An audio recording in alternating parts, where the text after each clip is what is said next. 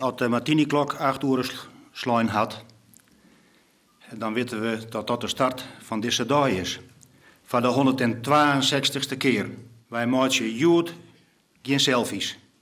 Want de PC, dat binnen wij zelfs. Dat binnen wij je maalkoor.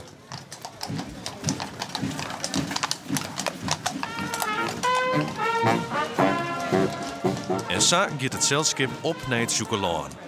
Der onkaam wordt onder belangstelling van zelfs de Duitse parsen uiteenzet met de orentradities.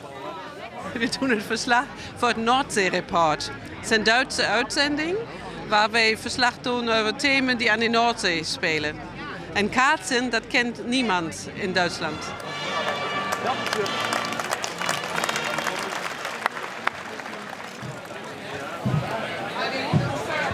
Voor het eerst in de historie van de PC stiert er een vrouwelijke haatskiersdochter op het veld. Het gaat om Astrid Kooistra. Maar die viel haar net oors als oors.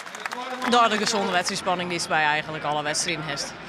Net specifiek extra zenuwachtig, nee. En toch lijkt het me wel een speciaal gevoel dat jou als eerste vrouw haatskiersdochter binnen. Nou, dan ben ik wel een beetje grutskop, maar ja. Ik wil net te vol in een middelpunt staan daarbij.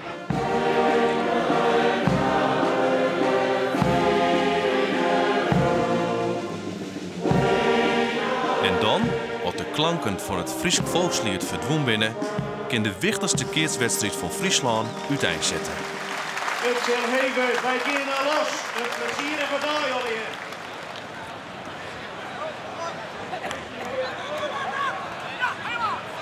Als dan de eerste slag slijn is, kunnen de laatste keerswanten nog door de controle. En zorgen de Pomeranten op het ereterras dat de zilveren keersbal weer hingen te wachten op de volgende koning.